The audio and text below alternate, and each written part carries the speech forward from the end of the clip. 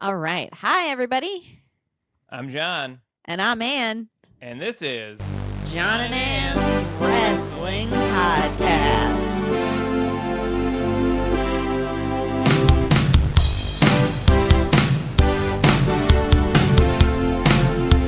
Okay.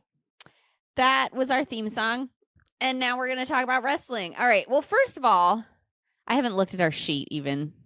That's fine. I filled it out. I have some, there's a lot to talk about. We took a few weeks off. We missed a lot. A lot I of had things have happened. COVID and a work trip. And I had all Not at the this same stuff time. to do. Not at the same time. You Not had at the COVID same and then a time. work trip. Yeah, it came in it was like a cascading series of unfortunate events. So we did not get to do the podcast for a little bit. You didn't get COVID. I waited a few days after you were diagnosed and I tested. It's because you're in like perfect health always. Yeah, that's true. Yeah, it's really weird. So anyway, what is the first topic we should talk about? Because otherwise I'll just jump into GCW because... Well, I guess the thing we should cover first, which I know you're raring to cover, but I feel like it warrants being covered, even though it's been covered by a lot of people already, is that CM Punk has returned to WWE. It has happened. You should scoot closer to me so people can see that we are in a relationship. Yeah. There we go. And so Kathy feels more part of Loved. It. Matt Hardy will go right behind Kathy. Okay, great. Cat Hardy.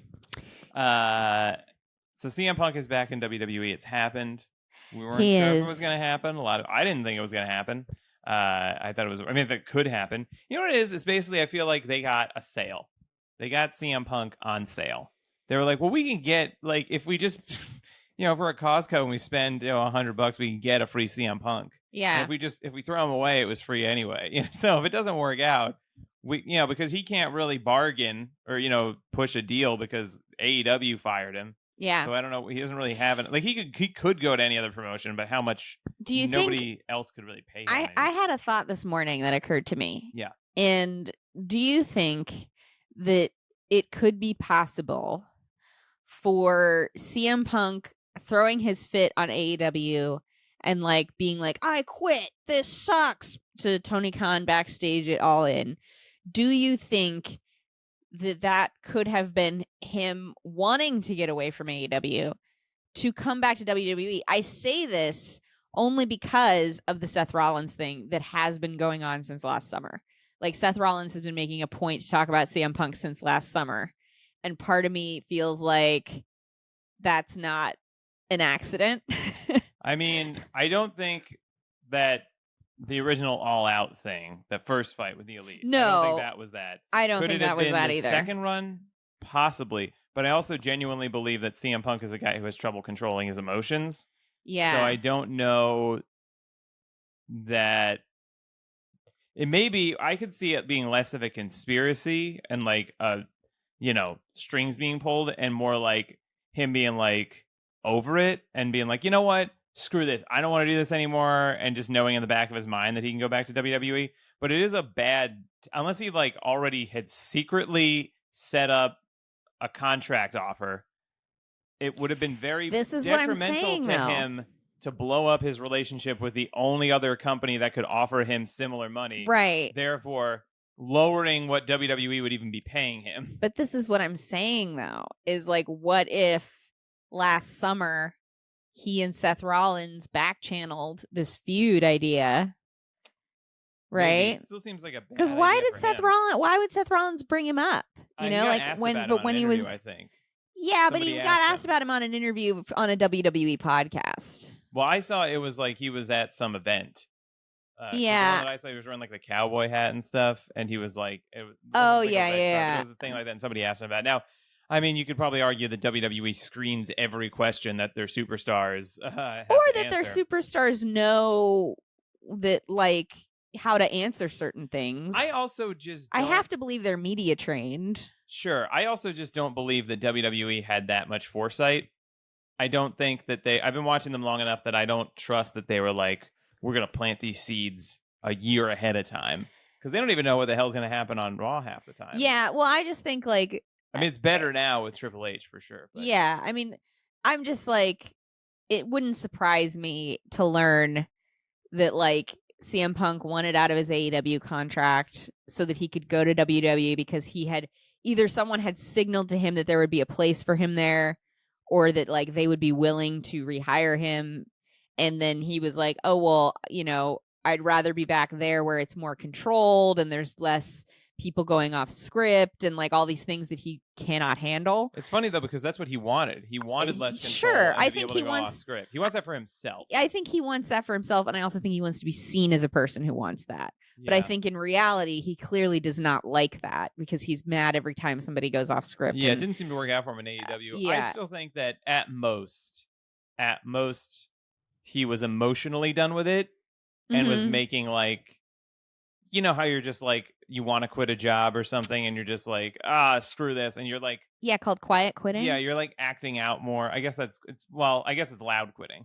Well, yeah, with him it's loud quitting. Yeah, but it's just like where he was like kind of emotionally done with it more so than there was like a plan in place. And I don't think WWE would even be playing it as safe as they are so far if there was like a plan that like if they were willing to risk, because it would have been like, I'm pretty sure illegal to be negotiating stuff, or at least they could have been sued. I don't think they like negotiated a whole contract with them. I think it was probably a thing where like Rollins is signaling to him like, oh, I would have a feud with you, like, whatever.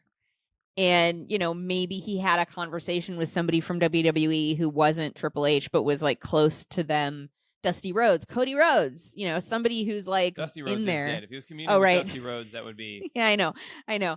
But I'm just like Cody Rhodes or whatever. I can't believe you made me feel like I was talking about a ghost. I was just trying to make a little joke for the viewers.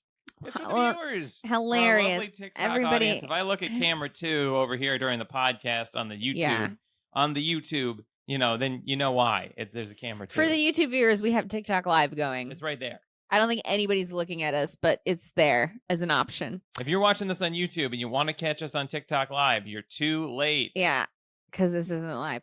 But no, I'm just saying, like, maybe he was like, it just seems like it all worked out in his favor in a weird way. In a way that's like, oh, that's convenient. Like, he just went back to WWE and started this feud they've been talking about having for over a year. Like, oh, okay, that's convenient that he got to, after Brawl Out, like, come back and still work to probably get a lot of the money out of his contract before getting terminated, like he probably should have been last year. Yeah. You know what I mean? Like, it just conveniently worked out in a way that sends my sensors into. Your sensors are chirping? My sensors are chirping. I don't know.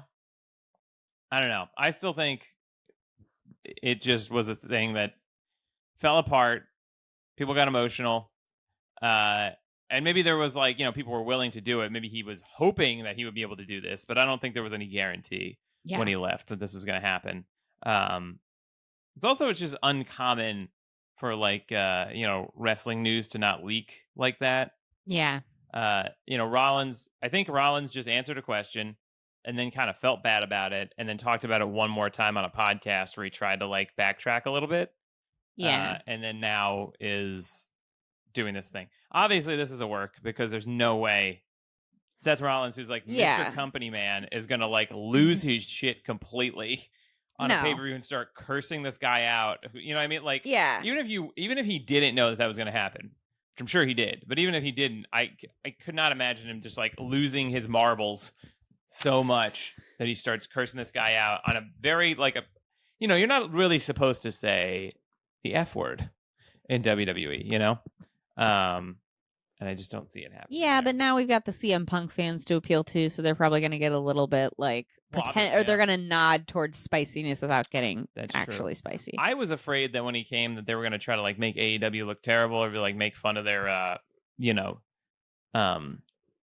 like their drama and stuff, and they are sort of like doing a little bit of that, which is probably smart to acknowledge it. But for the most part, they're playing it very safe so far. I mean, CM Punk came back and did that little like I'm home, I missed the fans promo, which felt very inauthentic, which he sort of pointed out, but I also was like, it felt inauthentic in a way that, I've never seen WWE present a disingenuous character without telling you that they're disingenuous. Like, I've never seen somebody like lying through their teeth or like missing the point or something without the commentators being like, oh, come on. Really? You know, and I guess maybe Seth Rollins is that character because he keeps calling him a hypocrite. So maybe they're just really trying to do something more subtle here than they've ever really done. But I think they're just trying to, they're probably at most, I think, just going to have a thing where CM Punk is like, I'm genuinely back for the fans. I love the fans and I'm home and I'm back now and I paved the way for you.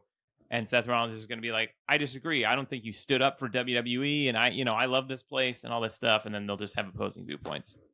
Yeah, that sounds like what it's going to be. So, congrats, everybody. You did it. CM Punk is home. He's home. This is where he wanted to be, even though 2 years ago he said it made him so sick that he had to quit wrestling. I mean, it is like, this gets into, sorry to get philosophical for a second, but it kind of gets into like people being comfortable in their own patterns, where it's like sometimes you can be in a situation that maybe it's not good for you, right? Like maybe it's not what you think you want, or maybe it's like a situation in which you're unhappy. But that unhappiness ultimately is familiar and is therefore comforting, right? Like this is why people stay in like shitty jobs they don't like, because like it's the devil, right? Like it's like, I know what I don't like about the situation and I'm unhappy, but this gives me a routine. It gives me a pattern to follow of like being upset about this thing, right? And that can be a very comforting and powerful thing for people. Like people do gravitate towards those situations because of, how easy it ultimately is to do the thing that yeah, right? And it can be hard, I think, as we saw in AEW with CM Punk. It can be really hard to be thrust into a role you're not used to, which is what he was in AEW. Like he was the guy, as you've said many times on this podcast, he was the guy who was actually supposed to be the locker room leader. Supposed to be the John Cena. Was supposed to be the star. And he's never really been in that role he's before. Always said that he wanted to. Yeah, but it's like he never was. Not for a company that big. It feels like a be careful what you wish for story, because it's like, it's like, do you actually want to be the guy, or do you want to be the guy who's always pissed he's not the guy? Because it feels like Punk is far more comfortable in that role. That's what I was. That's why I wanted him to turn heel in AEW, because I was like, you're not the like underdog voice of the voiceless anymore. You are clearly the most. It's like even in WWE when they always would try to have John Cena be some sort of underdog or like not the chosen one of the McMahons or whatever, which they did a few times. And I'm like, we can all tell this is untrue, and inauthentic, but they didn't care. They would just barrel through it. But in AEW, I was like, he can't just be this. He has to be at some point his character has to acknowledge that he's not that anymore. But he didn't. And what I'm totally for him. Like clearly AEW was an unhealthy environment for him, whether it was like his fault or not. Yeah. I think it was the right move for him to no longer be in that environment. Yeah. I do see most people don't seem to have any issues there, but it is what it is. If it's an unhealthy environment for you, it's an unhealthy environment for you. Right. WWE is probably a healthy environment for him because he's familiar with it, like you said, and he can be an underdog, and he can be. I think it actually was a good move for Cody Rhodes, because Cody Rhodes in AEW, even though he booked himself to never win the world title, was like still kind of in charge, and I think that hurt him as a babyface there. And in AEW, he didn't. I loved him in AEW for most of his run, but he stands out more in WWE. Like he's more unique in WWE, and he doesn't have control over his character, so you worry about him more. So it's easier to like root for Cody Rhodes in WWE, and I think that's probably going to be the same thing for CM Punk. I wish AEW had not blown up the way that it had. I wish that he had not had that. Like, I wish that he could have just, if he had just gone to AEW, had his run there, like, had fun or whatever, did 3 years there, and then left and went back to WWE, it would be funny that he went back to WWE, but I was like, maybe he, like, rekindled his love of it, and he's in a better place now and he can do it. But the way that he went back there, it just feels very awkward, and it's really hard for me to get excited about it because I'm like, are you okay? Is this gonna like I have no doubt that he'll behave in WWE because he has to. They will just fire him, and he knows that. So I mean, maybe Yeah. he could blow up again, but It's hard to be a punk when you don't have a machine to rage against. yeah, Like, that's it's true. really what it is. It's like if you're a punk and you don't have a system that you're being a punk towards, like, punk is very much a reactionary state of mind. Like, it's a Yes, reaction to a very buttoned up, like, rules oriented corporate environment, right? that's So why a it's lot of like if people you have to don't, retire out of it. yeah. So Like, it's like if you don't have that to rail against, or you don't want to rail against whatever the system is that you're operating in, then it's like, what are you doing, man? Like, you're just being a jerk. You end up having to just be a jerk because you're having to have that spiky attitude towards things. But if you don't have like the soulless WWE overarching corporation yep. to roll your eyes at, then you're just rolling your eyes at Tony Khan, who's standing there going, "What do you want me to do? I'll do what you want me to do." Yeah, he had too much power, And and then you're just a crazy guy. and I mean, also in CM Punk's defense, a little bit, I'm sure that's what he was having to do for a lot of his career. Felt that he had to do was get like crazy about stuff, and then in AEW, he had everything that he could have possibly ever wanted, but he was still like super reactionary and angry, and that's just how he knew to react to things, and it just is not wasn't working, wasn't Was working. not working. But, we He did some wish great him, work in AEW though. I enjoyed all the stuff that he did, but yeah, we wish him well. we wish him well. I want him to Chick do well. Magnet Punk, we wish you well. Cookie Monster Punk, we wish you well. Charles Montgomery Punk, it's another one. I did see people making fun of him for selling out though. You know, the old Reddit. It's fun. Yeah, well, I CM don't think Pop Punk I was don't think one. the Squared Circle subreddit likes him very much anymore. No. No. But what are you gonna do? He's doing well now. I mean, I tried to I didn't watch it. I watched Collision. Even though I'm sitting here in a Bloodline t-shirt, I watched Collision, not Yeah, I was Survivor gonna say Series. we spend a lot of time making fun of WWE while you sit here in your Bloodline shirt. But I watch So it, because that's another thing I want to talk about was like stories in wrestling, and people really get on this thing, especially when they're like in the WWE versus AEW mindset, and people are like, "Oh, stories, we want stories," and I'm like, "What is a story in wrestling?" Because I feel like when we're doing this WWE versus AEW thing, especially, it's like a story oftentimes in the mindset of someone defending WWE or touting WWE's, value or whatever. A story is like segments, interviews, promos, like you turned your back on me, that kind of thing. And then the match is just like the payoff for that. Almost as though the match is like not part of the story, you know what I mean? And like people don't care about yeah, the match at all. And I understand that a good story can enhance a match and you can do less in a match. Like you could do 5 things in a match if people are really, really invested in it and the story. But I do want to point out that there are multiple ways to tell wrestling stories. And oftentimes, in a lot of other companies, such as in New Japan or often in AEW, and AEW does have WWE style stories. They have several of them all the time. I think it's just like a misconception that people have about it when they're trying to defend WWE to act like AEW doesn't have any stories at all. They do. They do them often in the same way that WWE does. But you can tell stories through matches, and each match usually has its own story.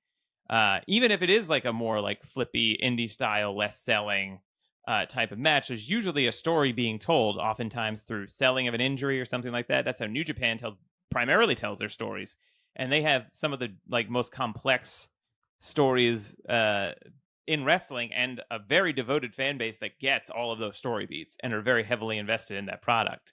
So I don't know if American audiences are as good about being like keyed into those things. So, for example, AEW is doing the Continental Classic right now. Some people would say, "Oh, there's no story; it's just matches." And it's like the story is the matches. The matches tell the story. There's the story of like who has points and when. Eddie Kingston's going to have to make a comeback. Brody King's story is that he's proving that he's more than just a tag team wrestler. And then each match itself has a story. Somebody selling their shoulder, somebody trying to like prove that they can beat somebody that has been more powerful than them. Daniel Garcia using his finisher that used to beat Brian Danielson once and like relying on it and it tending to cause his defeat multiple times. Like these are all stories. And the matches themselves are not an afterthought to story. Like, yes, Bloodline was very good. The Sami Zayn segment was excellent, right? The Royal Rumble thing. But that's not like the only way to tell a story. Mm-hmm. Yeah. No, that makes sense. I think what you're getting at also in some ways is my favorite theory of wrestling, which is that wrestling is where jock and nerd culture meet. And nerd culture is very theater oriented. Nerd culture wants those like goofy stories and the really like the promo centric stories, the stories that get told outside the ring and then come to the ring, culminate in the ring. Very Real Housewives style storytelling, like building to a match with different verbal conflicts. And then jock culture, I feel like, wants the tournament style storytelling. Like, give us points, give us like, you know, in the ring storytelling kind of stuff that's more like jock sports centric type of storytelling. But yeah. Well, I would consider myself more of a nerd representative, and I do enjoy the more like sports oriented stuff. And maybe that's because I watched a lot of like WWE growing up. So I watched a lot of, story also, stuff. I mean, like, you don't watch sports. Yeah. So like you don't have like you I don't have an outlet for that. Right, exactly. So it's like you probably do have a jock side to you, but you don't ever consume any jock culture. Yeah. So it's like for you, that is your jock culture because that's how far down the nerd spectrum you are. That's true. But it also is like the drama is in the matches themselves. Because, like, for example, I have tried to watch MMA, I've tried to watch boxing, and I am not interested in either of those things because they don't have the dramatic, like, story beats that a wrestling match has that you can craft. So even within the confines of the match itself, there is drama and story. Yeah. And so that is also like, I feel like my love of it is a fusion of those two things. When I was younger, I didn't really care as much about the matches. I would just be like, who wins and what is Steve Austin going to do this week or whatever. And then as I got older and watched more wrestling, I got really into it. Now that's why like a New Japan is one of my favorite products right now, which is very niche, outside of Japan. But it's like, it's kind of the perfect fusion of everything. Their schedule can be amended. Trying to follow their tournaments can be it's a great journey, but it's so rapid fire. Yeah. Before we move on to another topic though, can I say in regards to the storytelling versus sports thing that we're talking about, I want to talk about GCW briefly. Okay. Because we went to GCW last night. I don't really have another topic anyway. There was just one other like tiny thing. So are you saying that because you want me to stop so you can say your tiny thing? No, I was just saying we can just talk about this. Oh, okay. I just wanted to talk about GCW because I think last night was the moment I realized I really do just love GCW, I think, more than any other wrestling promotion. It's a great promotion. And it's because it feels like it's very sporty. Like, you know, I don't keep up with a lot of stuff outside of watching the actual matches, right? Because they don't have like endless, like they'll have promos and stuff, but it's not a TV show. You know, it's not a weekly TV show. So you kind of know as much about GCW as you know when you sit your butt in the seat at the show and start watching it. But with GCW, I am never bored. Like, I've never gone to a GCW show and been, like, checking my watch, like, oh, my God, when's this going to end? Or, like, how many more matches should we stay for? GCW always delivers enough story to keep me invested. They use a rotating cast of, like, recurring performers. Mm-hmm. So it's almost like a theater company that I'm very familiar with at this point. Yeah. like I know all the, like last night we were at this show, a GCW show down in Brooklyn. What is your choice? And it's available on Fight Plus if anybody has Fight Plus and wants to watch it. Great show. And it was a great show. And I remember the whole show, I'm sitting there thinking, oh, I wish Sawyer Wreck was in a match. And then at the very end of the show, she shows up. I won't say what she does in case it spoils it for somebody, but like she shows up in the very last match very briefly. And I was like so happy because I'm like, Sawyer Wreck is here. And they don't rely like too much on guest stars. Like, I mean, they do have like guest stars, but like even their guest stars are there so regularly. Right, exactly. They're also characters. Like, what? Kathy woke up and knocked Matt Hardy down behind the couch with her little nose. Why did you do that to Matt Hardy? Because you put him next to the wall and I was sleeping. We put Matt Hardy next to where Kathy was sleeping, and she woke up and pushed him away, and now he's behind the couch. Never to be seen again. I was going to make her into a character on this podcast called Cat Hardy, and now I guess she doesn't want that. But anyway, what I was saying was, I love it. I think it's a perfect example of what wrestling can and should be. It's just, and part of it is that you're always in like the fifth row. Like you're never in the 300 section at a GCW show because they only play like smaller venues. And that is such a boon because it's like, that is to me the way you should probably experience professional wrestling. Yeah, and they can get, what was it, Tony Depp and Tony Depp, that was such a good match last night. Yamashita. Yeah, that was a great match. Rina Yamashita, I love her. She's so great, and Tony Deppen was really great in that match. And he was, because it's a smaller venue, he like people was at one point somebody was like, "You're a sick fuck, Tony," and he was just like, "Thanks." Yeah, no, and he was like talking back to people. It was just so great. Like the performers talk back to the audience, and to that point, like every time I go to a GCW show, I feel like the audience is very much part of the show in the best way possible. Like you kind of need to stay invested and plugged in because like your reactions really drive the whole vibe. Yeah. And everybody knows that and is on board with it. And actually, like for as many GCW shows as we've been to, I really have not been ever like there's every once in a while there'll be a stupid chant or something dumb somebody yells that makes me like go, oh, that's not cool. But I think there's something even kind of beautiful in that because we all live in this world that is such a bubble, right? Mm-hmm. Like we're all in our own little curated bubbles where we never have to deal with people that we don't really like unless we work in, customer service. But like, oh, I thought you were talking about me. Yeah. Don't tell anybody what I do. No. But I mean, like, like you have a job where you deal with people more than I do. But I just think like, I feel like you probably have a job where you deal with people more directly than I do. Yeah, but I deal with certain kinds of people. I don't. The curtain too I don't have to deal with like the gen pop. You know what I mean? Wow, yeah, that's true. Like you've had those jobs where you've had to deal with the general population. Try to be an artist. That's what. You do. You've done a number of customer facing jobs in your life that I don't think I could handle. But I think ultimately it's very cool to be kind of in this like very quickly formed community where there's all kinds of people. There's people that you're going to hate.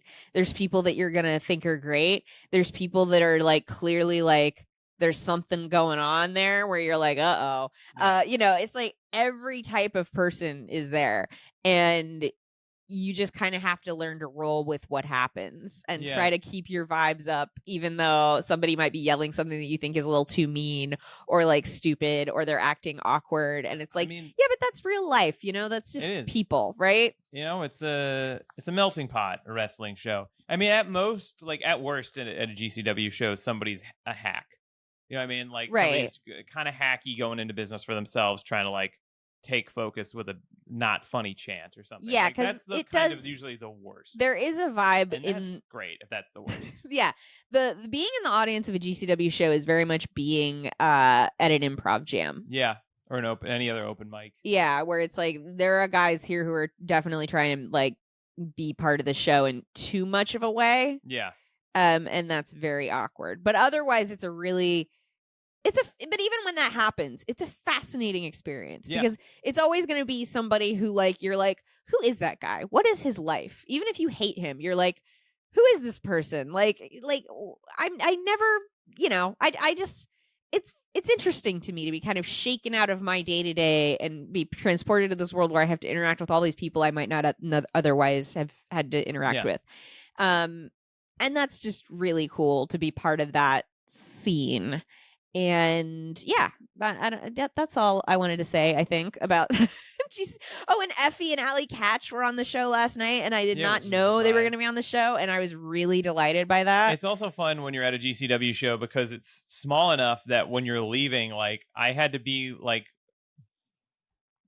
kind of making my way past Effie to, like, get out, and you're, like, kind of with I think Effie and Alley Catch were like right behind us as we're like, filing out because it's a very tight venue. So everybody's kind of just got to file out the same way. And they Yeah. were behind us, like telling everybody where their merch table was going to be.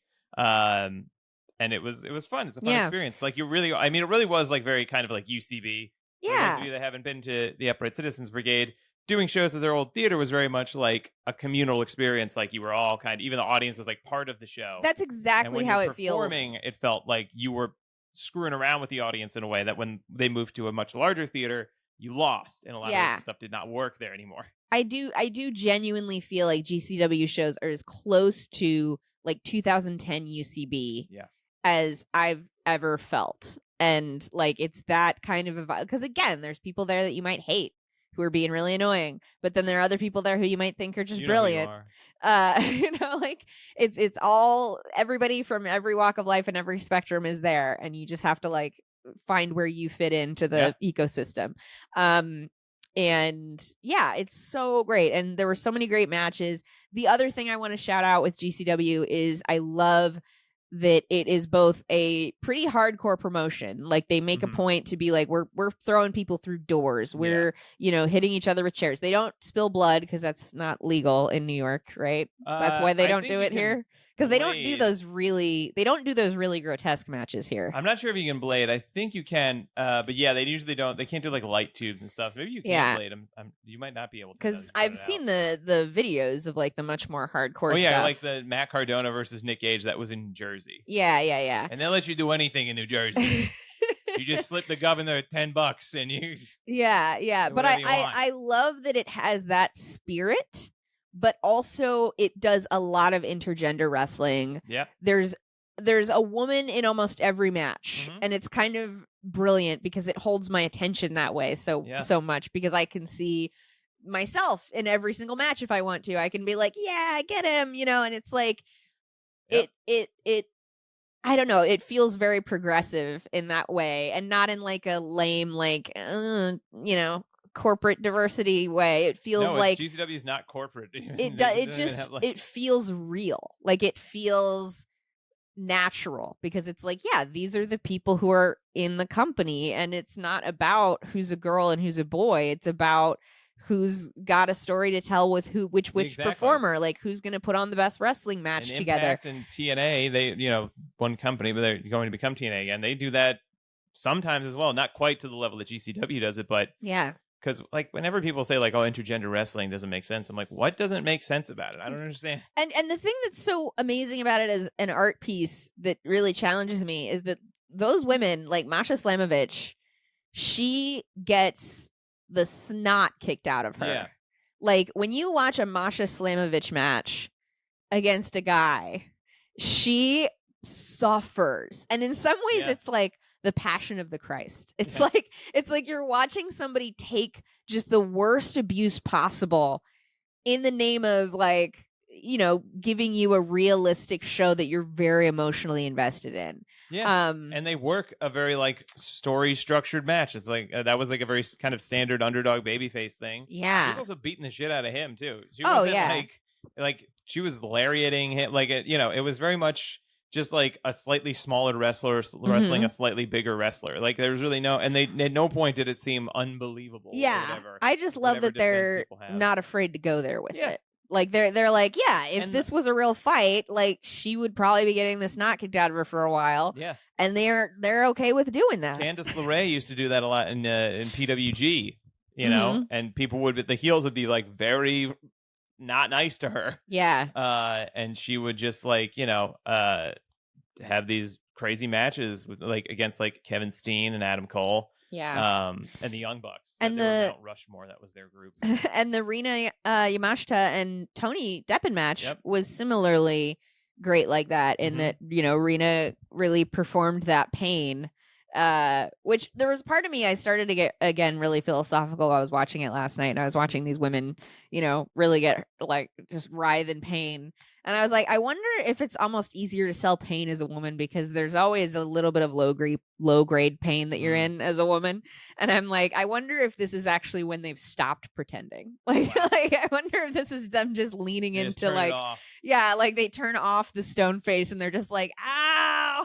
Like, Anyway. And then and also another thing to point out, crowd is totally into it.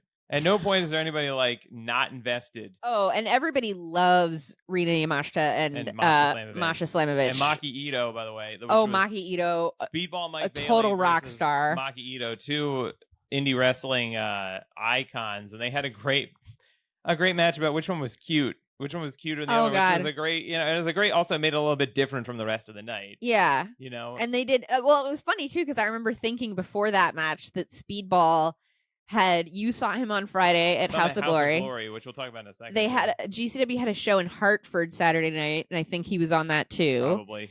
And so when they came out for this match, I was like, God, this must be so brutal to do 3 matches in 2 days essentially.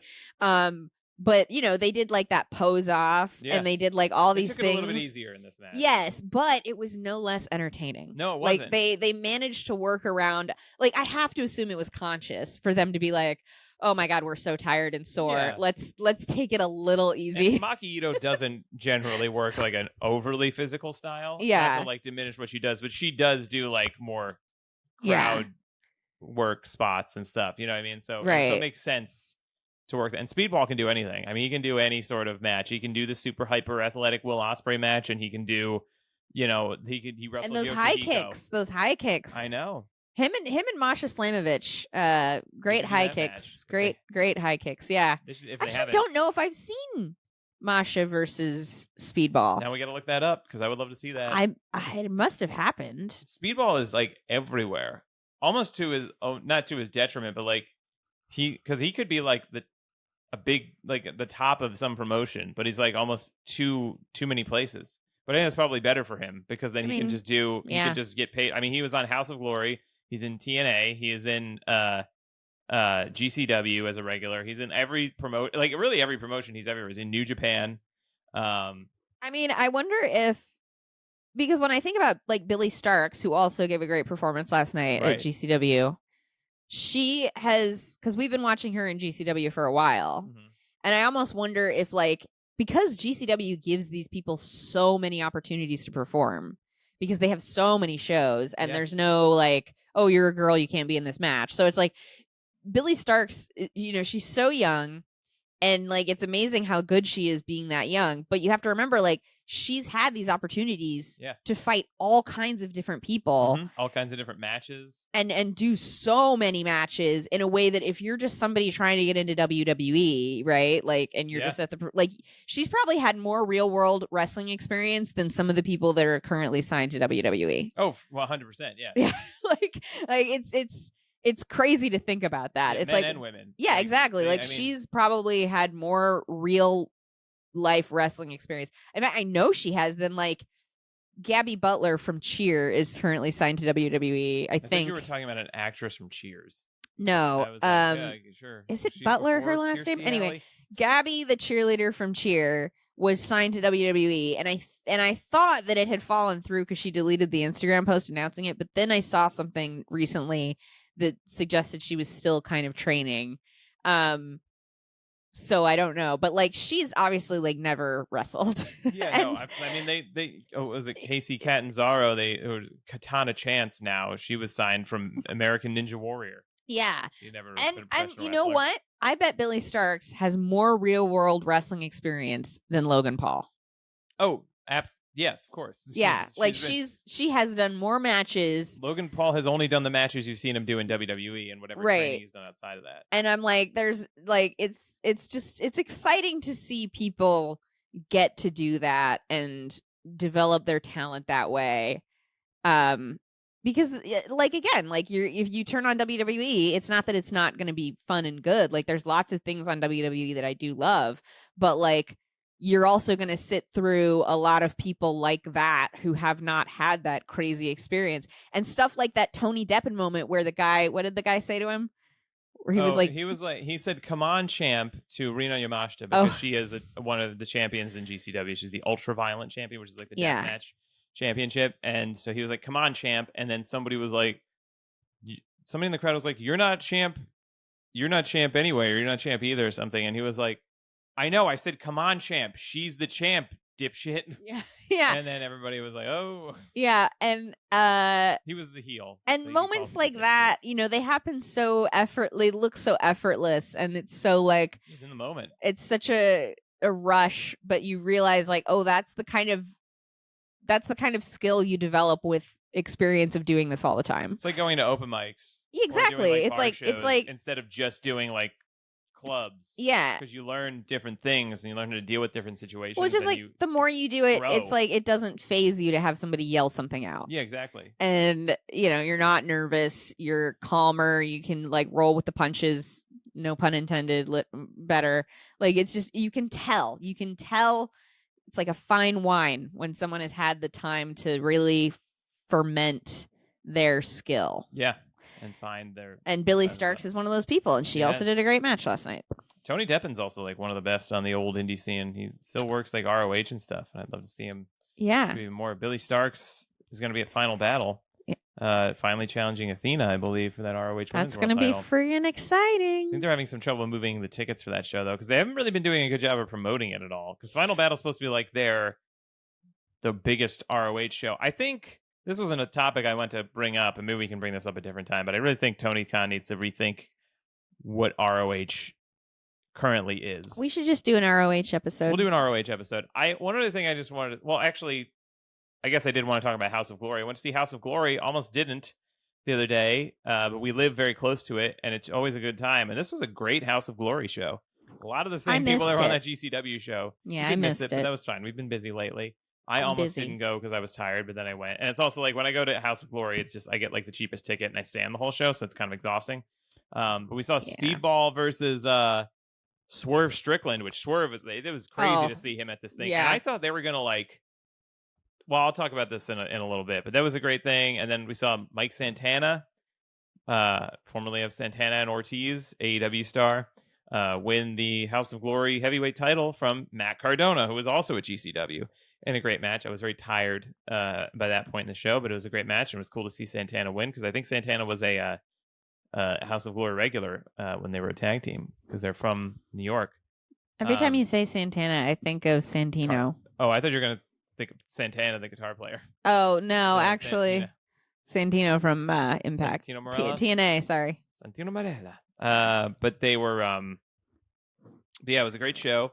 Highly recommend House of Glory if you can go see it. Main event, also, the Jay Lyon and Midas Black. They're great, aren't they? They are so great. And they are... they were at... they defended their House of Glory tag team titles at House of Glory, and then they're circus guys, basically. Midas Black is the ringmaster, and he's got a glittery top hat. And then Jay Lyon as a guy in a lion mask, who we did see as we were going into GCW. He came out and was on the phone with somebody and was just like, "Hey, I'm outside. Where you at?"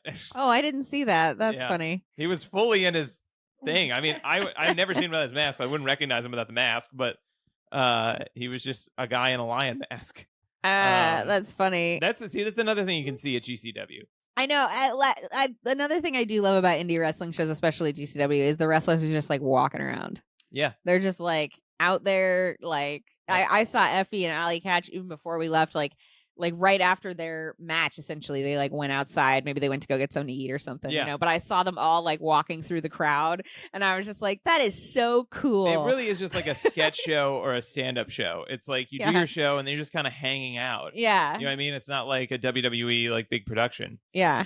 The only other thing I want to say about WWE is, I mean, I have so many thoughts about them all the time, but Roman Reigns has become so part-time that he's almost kind of proved that they don't need him, that he's like unnecessary. Yeah, I know. I haven't seen him in anything. He's not there. He hasn't for the last since SummerSlam. He had a match at SummerSlam. I don't think he appeared almost at all until Crown Jewel, right, where he defended the title against LA Knight. Yeah, and I didn't even watch I think he that appeared match once in between to promote it, once or twice. And then he hasn't been there again. He won't be back until Royal Rumble. And it's like, at this point, it's like, not to diminish what he's done. I think he's had a great career, specifically in the last 3 years. But, he's done, a great job. I've never seen anybody do such a 180 performance and character-wise as this guy. And I like Roman Reigns. I'm wearing his shirt. But I think at this point, it's kind of like because still think they should have just had Cody win the title last year, because they could have done all the bloodline stuff the same way and had Jey Uso beat him to finish it, which would have been the logical conclusion. But they wouldn't have been too afraid to have Jey Uso beat him because they were afraid to put the title on him. But now it's to the point where I'm like, well, we have all this other stuff going on. They have Randy Orton's back. They have CM Punk. Yeah. And Randy Orton's probably going to face Roman Reigns. But it's just like, do we even need him anymore? Yeah, the Judgment Day, between the Judgment Day and Damage Control and all this other stuff that, like, yeah, they. I mean, it's cool when he shows up, I guess, but it's like he shows up so infrequently. It's like he's not even really there anyway. So it's kind of like when I bought Bitcoin. I didn't put a lot of money into it. It's now basically worthless, but the money's gone, so I don't miss it at this point. You know what I mean? Yeah, what's the point? It's just a loss, you know? Yeah, just take the L and move on. You know? All right. That's my thought there. Did you have any other thoughts before we go into our segments? We'll move on to the segments. All right. Shooting range. Pew, pew, pew, pew, pew, pew. Do you think MJF is really as injured as they say? Or do you think it's a work to set up that he could lose to Samoa Joe? I've thought it was a work for a while because he deleted the tweet. You know, he like posted about his injury and then deleted it. I don't think you would do that unless you were like working on setting something up and you're like, oh, this isn't how I want to do that. Or Tony called him or he was like, don't let's hold this for a minute. You know what I mean? Like, I feel like MJF is not a tweet deleter. And so that means something. And I'm not sure what it means, but it makes me raise my eyebrows. I do, however, believe he's a little bit injured because he did do that move. And and I think there's no way you're going to do a move like that and not pay a price. It's so crazy because he's the guy who would always talk about not having to do stuff like that. And he does like get the kangaroo kick over, you know what I mean? To the point where he doesn't have to do anything crazy. And of all the people to be hurt by a big spot. I think it's interesting because he's such a good, like MJF is so good at this that it becomes like he really is in a post kayfabe wrestling world. MJF is one of the only performers where I honestly couldn't tell you what's real anymore. Yeah, it's true. He's like the only person who achieves that. Everybody else, I'm like, that's a work. That's a work. That's a work. That's a work. I also can't tell like where they're going with stuff. Like I thought he was being facetious with this babyface turn, but he's done it so well that I'm like, I think he's genuine now. Yeah, and it's just like he really gets in your head, and he really is just masterful at not giving you any. Like there's no daylight. Like you know, he really pulls the wool over your eyes, and you really cannot fully grasp. You know what he's wanting you to believe versus what's true. And I wouldn't be surprised if his injury was not as bad as he's telling people it is. I hope it's not as bad. Yeah, like the other part of me is like I want it to be a work because I don't want him to be 27 and badly injured and having to like vacate a title at some point or whatever, you know. But also a torn labrum sounds bad. On the other side of that, there's the potential reality that AEW is at a point where they know they're in kind of a crisis era. Yeah. Like it's not that I think that they're doing a bad job or anything, but like, you know, WWE has CM Punk, like AEW has historically had injuries that interrupt storylines or cause a lot of problems for them otherwise. And I could also see a world where they're maybe encouraging people to push through things more. Or at least trying to find ways to not vacate titles because they've had to do that so much in the last couple of years. And I don't think the interim champion thing has been very popular with any of them. Right. And I think they know that. And like, so there's part of me that worries like, oh, maybe this is just because they're so desperate right now, especially to not have to vacate a title or not have to like reschedule a big match, you know? Yeah. Well, luckily Swerve is coming up. Yeah. And I think, you know what I want here, I hope MJF is not super injured. And if he is, I hope they just have him finish up because I don't know if this bidding war thing is going to happen, like the story, because I think he's already re-signed with AEW. And I think he probably should re-sign with AEW now. And I wouldn't blame him if when his next contract with AEW is up, because he's so young, he could go to WWE then. Because I think at that point, it could be a situation where he's like done kind of what he can do in AEW. And it would make sense for him to go. Because again, I want WWE to be a place for people to go. I I want people want to be people able to to make go. their money. I want people to make their money, and I want people to go where they fit at the time, and I want people to have multiple places to work. And it does seem like it can be that now, to a degree. But anyway, I think he's staying there for now. But I think just give the title to Samoa Joe. Make Samoa Joe the champion. He's over as hell. He's so respected by everyone. He's famous enough, and he doesn't have to have it for long. But like Samoa Joe, of all the people currently wrestling, I don't know. I can't think of a single person that deserves more to have a big world title in a big promotion like AEW than Samoa Joe. He was the ROH World Champion for a long time, but it was a small indie promotion at the time. He was the TNA World Champion, which was his like highest profile world title, but it was, look, all respect to TNA, it was TNA. And it was not that big of it. And also, TNA booking at the time was so stupid. And he didn't really get kind of the run that he deserves. So for him to have even like a 2-month AEW world title run would be very meaningful to me and a lot of other people. He saved He saved all in. He saved all in. Like Tony owes him that belt at this point, exactly. As far as I'm concerned. And like if MJF is injured and he's had the title for a year, just let Samoa Joe it's have like, it. Yeah, be like, thank you for saving our biggest pay-per-view of the year. And also, now that you're pointing that out and I'm thinking about it more, the injury being a work is perfect because MJF, to maintain being a babyface, which I would love him to be able to do. I know that it's very likely there's a turn coming, blah blah blah blah. But I think I like him as a babyface. I think it's funny as a babyface. And I think he has there's more he can do as a babyface. Like I think there's more places to go. Whereas if he's a heel, there's only he only has to keep doing the same thing over and over again. So if he loses to Samoa Joe because he's injured, he doesn't have to cheat, right? And like he can maintain being a babyface, and he can be angry about it, and it's understandable. It doesn't necessarily have to be this turn where it's like, oh, I'm so mad. He can be mad in a way that's fair and in a way that people can sympathize with, that doesn't make him a bad guy. Yeah, and he can have a feud with Adam Cole if they do that, but I almost don't even want them to break them up ever, because like it seems like Adam Cole is probably going to be that devil character potentially, and that could be if he's the devil and he's not actually injured. That'd be like the most insane reveal ever, that he was the injury was a work the whole time. But he's I've told you I want it to be Stokely Hathaway, but that would be. I think it'd be great. It would be great if it's Stokely. Stokely returns. And he has a reason to hate MJF. He has a lot of reasons to hate MJF, and he has a history of having, factions that like show up and wreck things. Like he's that kind of guy. Of MJF's that's kind of what's happening now. All the guys that used to be in his factions hate him, like Wardlow. Yeah, that could be what it is. It could be all of MJF's ghosts, all the ghosts from his past as a heel. Happening now, are coming to like mess with him. It's literally his demons, his own demons, the devil's demons. Yeah.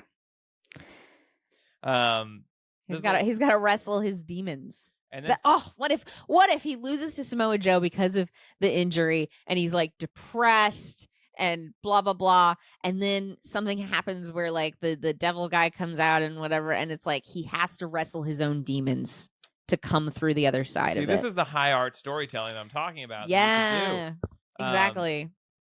And then if Samoa Joe wins the title, he can kind of become like a babyface character for a while, even if he's like just, you don't even have to tweak his character that much. He could still be a jerk, but he just is like a straightforward. He doesn't cheat. And then Swerve Strickland, the new up and coming heel, can win the title from him. And then Swerve can have it for like a year.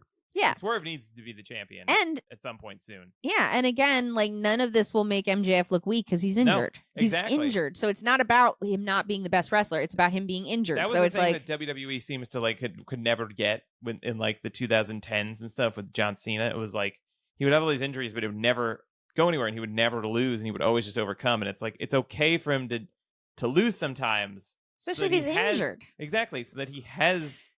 Like if the Avengers just won the whole time and you never saw them have any issues, then like people would have, if Thanos never snapped his fingers. Exactly. Then we're like, oh no, we got it. Like if John Cena was an Avenger, he would just take care of it. He'd be like, no, I took care of Thanos. It's fine.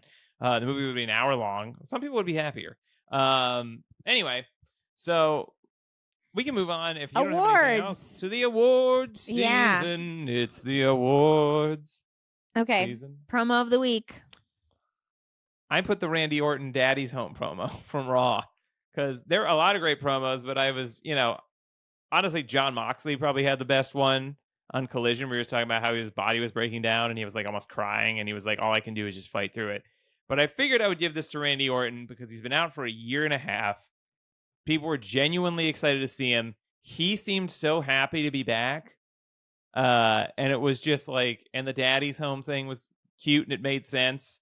A motivated Randy Orton who's happy to be there and is like invested in what he's doing is one of the best wrestlers in the world. Problem with Randy Orton has always been that you can tell oftentimes when he doesn't care and he's kind of checked out.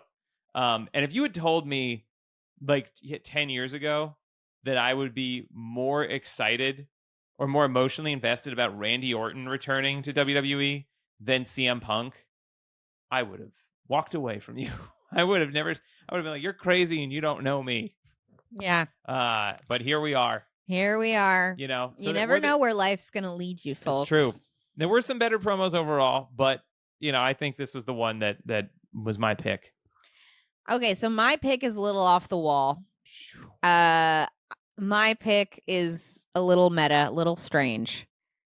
I'm going to pick Rebby Hardy doing whatever she's doing on Instagram right now. God, because it is sending people into a tither. This is after Matt Hardy fell behind the couch. You're gonna pile onto him? I wanted to talk about the Hardys today, actually, and I forgot to bring it up in the beginning, but I won't talk about it now. But anyway, Rebby Hardy has been posting stuff on Instagram that I asked a Gen Z coworker, like, is there a term for a subtweet?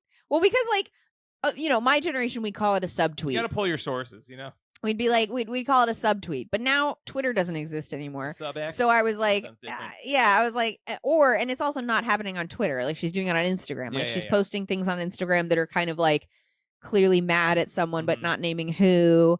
And some of it feels like it's directed towards Matt, maybe.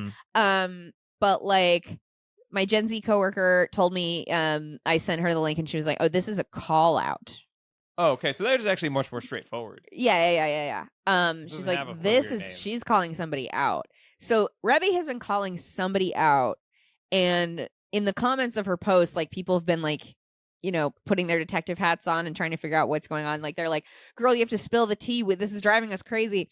And like, somebody pointed out that on one of her other posts, there's a comment from Matt that's like a nice, whatever, generic comment. And then Rebby responded to that with, Adriana, what are you doing here?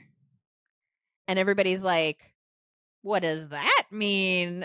What is her husband doing there? He can't be... Oh, man. No, Adriana. No, she responds to the Matt Hardy comment with, Adriana, what are you doing here? I thought that was like a meme that people would just be like, call you Adriana. No. I didn't know that was a specific name. I thought that was like part of the Yeah, name. I think probably Adriana is like Matt Hardy's social media manager maybe or something. Oh, okay.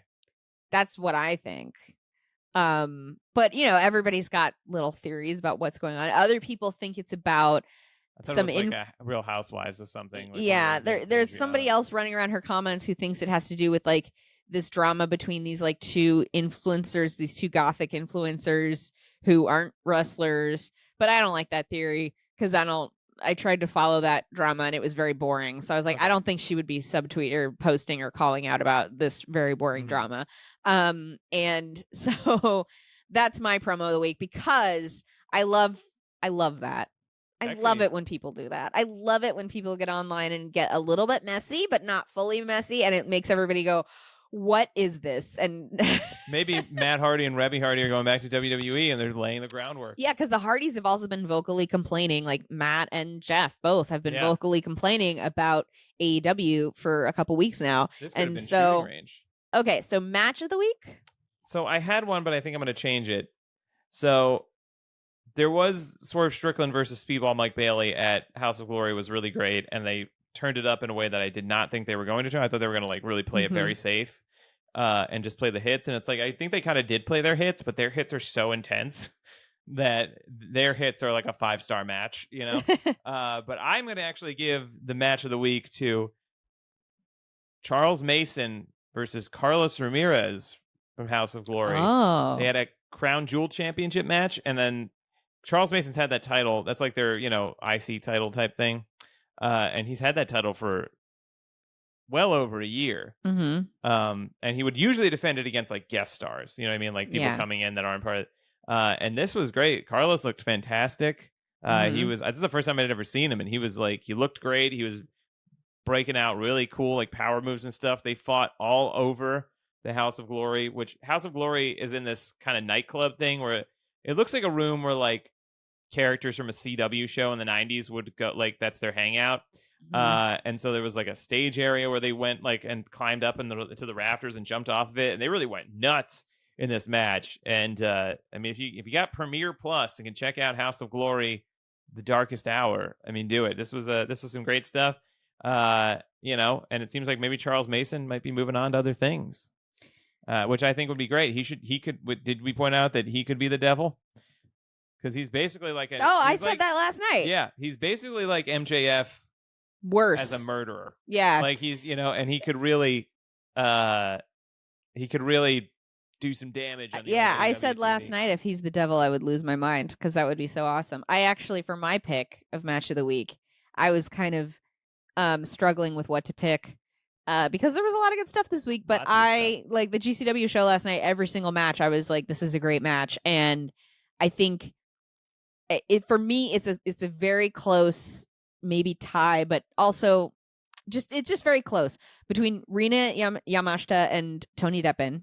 Mm-hmm. I think that one is like my close second, because that was a really entertaining match. And I think the number one match for me this week, though, is the Charles Mason match we saw last night.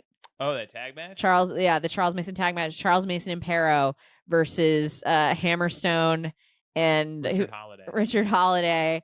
Because it was a match, like, a thing that's great about Charles Mason is his character is so evil and just like such a center of gravity, because he's like a black hole sucking everything in. So he almost can't help but tell a really fantastic story every match. Because everybody who fights him, it's like they're fighting Darth Vader. It's like, this is going to be a test of who you are as a person. Yeah. As well as, you know, a wrestling match.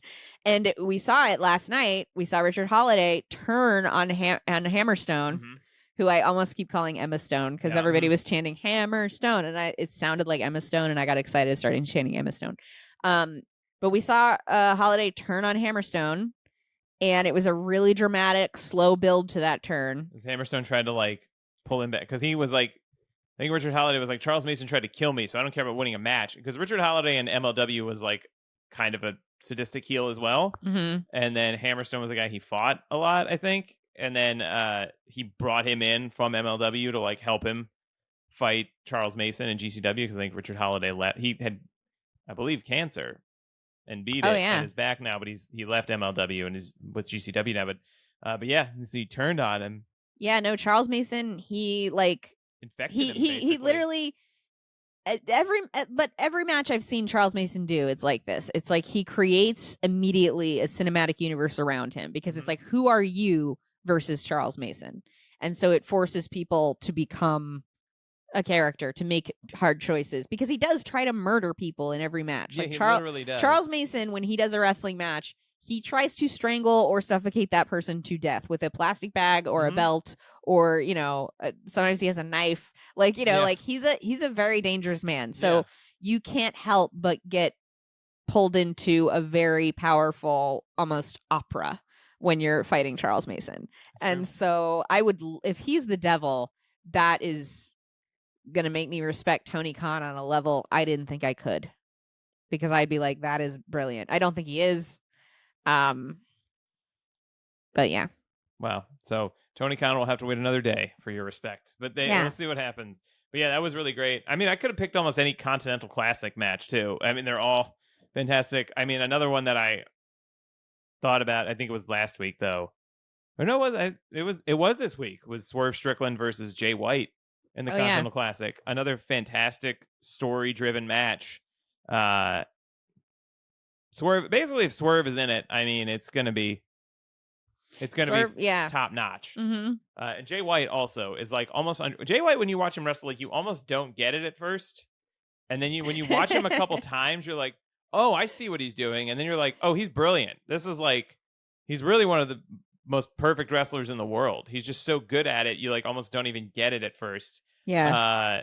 Because he wrestles very differently than anybody else. He's very like defensive and he wrestles like a jock. He wrestles like a shithead jock who's like egging you on and trying to like make you mess up. Yeah. Anyway. All right. Outfit of the week. I didn't pick one. I didn't. You didn't pick one? I didn't pick one, but you know what? You go first. Okay. You know, hang on. Let me think. Because I feel like there was something else I wanted to say before I said this one. No, it was no, okay, you go first because I can't. I have to hang on. I have to look at Cage Match because I have to. Unagi Sayaka from last night, and she had a very colorful. That really was one of the ones, yeah. And she had like a tiger on her trunks, and then maybe kind of a dinosaur, but also she like had a cat's eye. Yeah, she had a T-Rex on her shirt. I like cats, and I'd never seen her before. Yeah, I liked that a lot. And I wanted to say, oh, right. Okay. So so one of the other, if it hadn't been for how great that Charles Mason match was, I would have picked the 8-man tag team match from GCW last night as our match of the week, because I thought that was such a freaking cool match. It was great. Yeah, everybody really laid into each other in that too. Yeah. And I think the one I liked, in that match, I loved the guy who had the jacket that said Boss of the Prairie. The cowboy. Oh, yeah. That guy's name is the only guy I'm trying to. I know. Manders. Is it one called Manders? Him, yeah. Is he the Boss of the Prairie? I believe he is. Yeah. He's from Iowa City.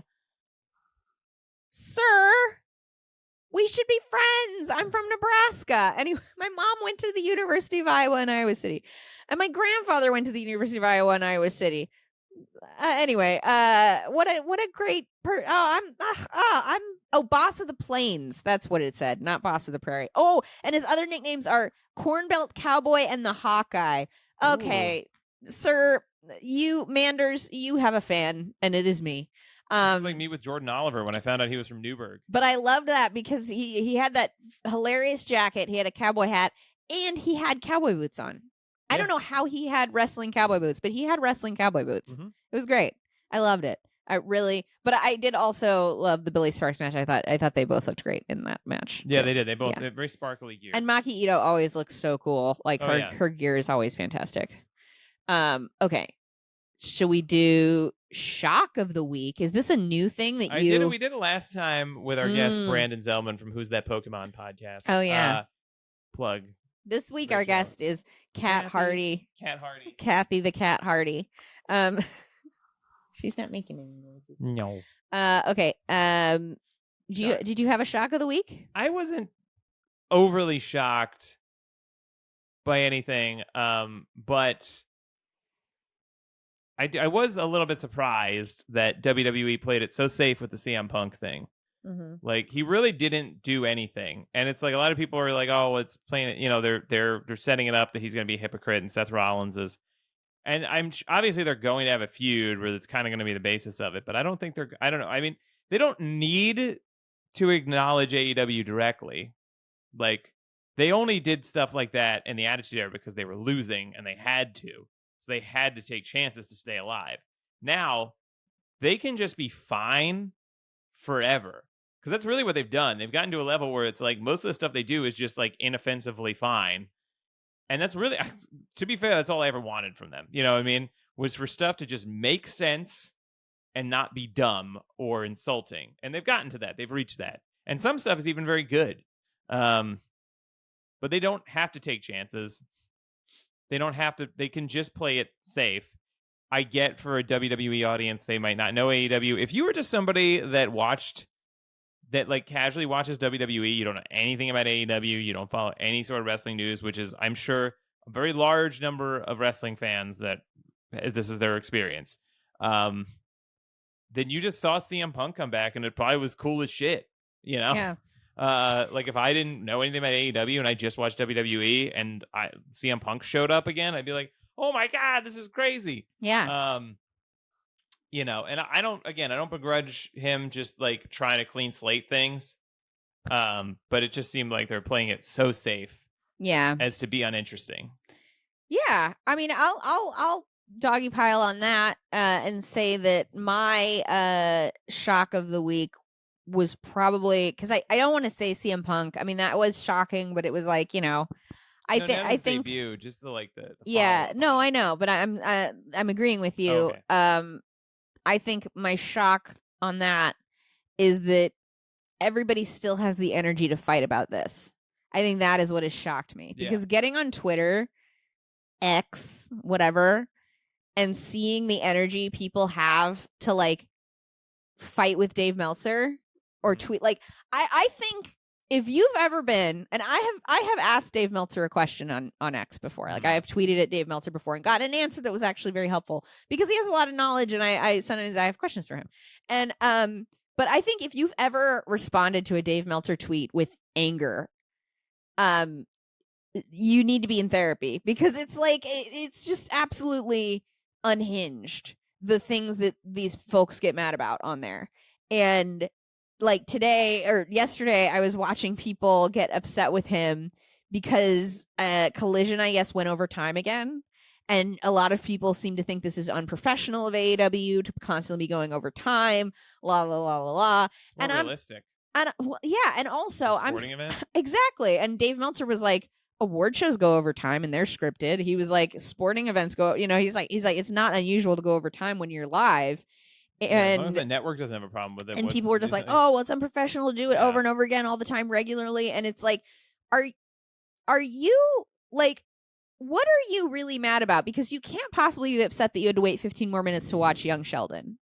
Like, you know what I mean? I would venture to say there's a couple people that are probably pretty pissed off they had to wait for Young Sheldon, and they probably are people that are active on X. They're like really mad that AEW made them wait 15 minutes for their rerun of friggin' what's the other one they play after Big Bang Theory? Big Bang Theory. Like, it's one of the two of the same cinematic universe. It's like, oh, I'm sorry we couldn't get you back to the reruns faster. I watch Mike and Molly. Like, what the heck?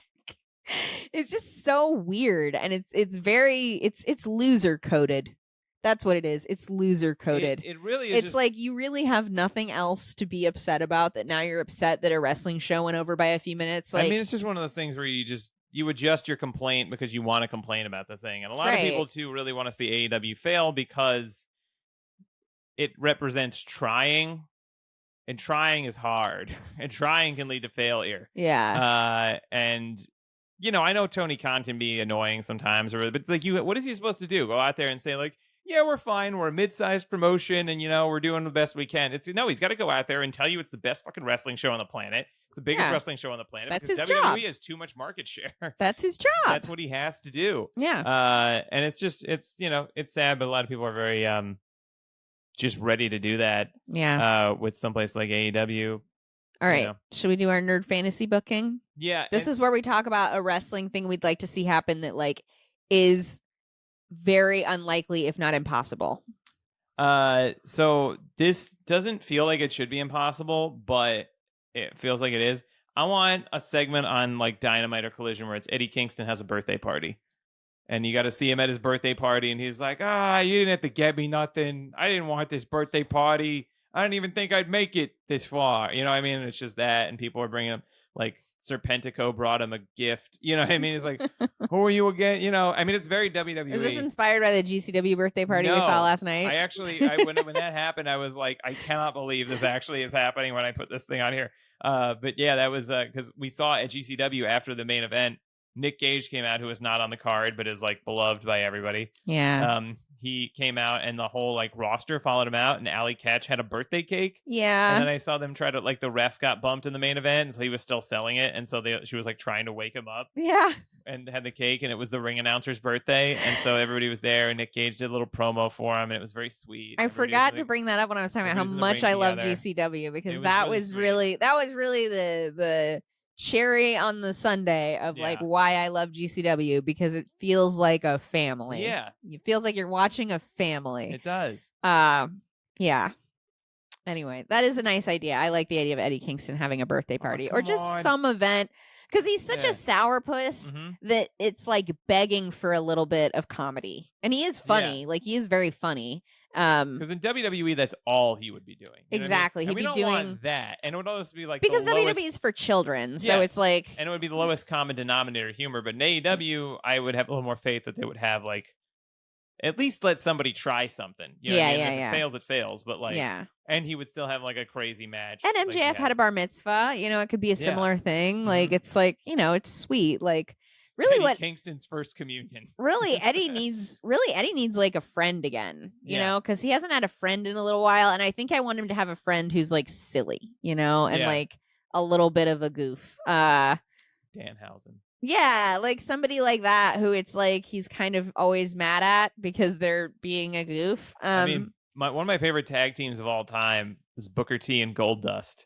Oh, because Goldust would be like, you know, this creepy, weird, bizarre guy, and Booker would be just annoyed at him all the time. But then, like, the NWO started like messing with Goldust, and then Booker T got like defensive of him, and it was cute.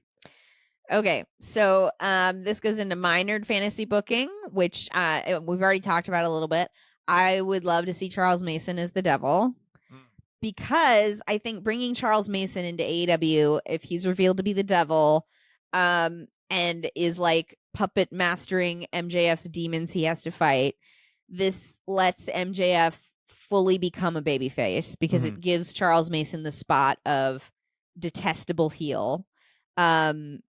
And I think there's just so many places to go with that, you know, like if Charles Mason is the devil, because he is the devil, like he tries to kill people, like he's more of a devil than anyone else on the AEW roster. He's like a great foil for MJF too, because he could like represent what MJF would have become had he kept going down that road. Exactly. So narratively, it could be really exciting for MJF. He kills Adam Cole. Again, like, yeah, and again, like he's so scary. He's scarier than House of Black or Abaddon or any of those people because it's like he's literally got weapons and he literally tries to kill people. He's like a realistic scary as opposed to like a spooky scary. The only thing that would make me incredibly sad about it is that like we wouldn't have him on GCW anymore as much or ever maybe. But John like Moxley was the GCW world champion for like he worked GCW shows regularly.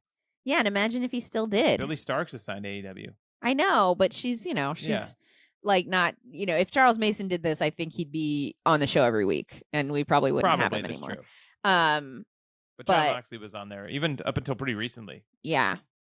Okay. That was mine. Okay. All right. Kathy, did you have any thoughts? Kathy, a meow meow? Do you want to give a meow meow to people on TikTok or YouTube? Her eyes are so closed. They're so closed because she's so sleepy. Oh, there she goes. She still won't open them though. No. They're still closed. She's like, sleepy. You know, I love it when cats are sleepy like this and they're just like, why would you wake somebody up when they're sleeping? Why would you do that? I never do that. I never do that when I'm hungry in the morning. No. Or when I'm anxious at night and want to play. Yeah, I don't do that at 3 a.m. and I'm like, wake up, playtime now. Here's my toy. All right. Remember when she brought a toy in the bed one time? Yeah, she... With a little bell on it? Yeah. Anyway. All right. Thanks for watching, everybody. We'll see you later. Bye. Bye.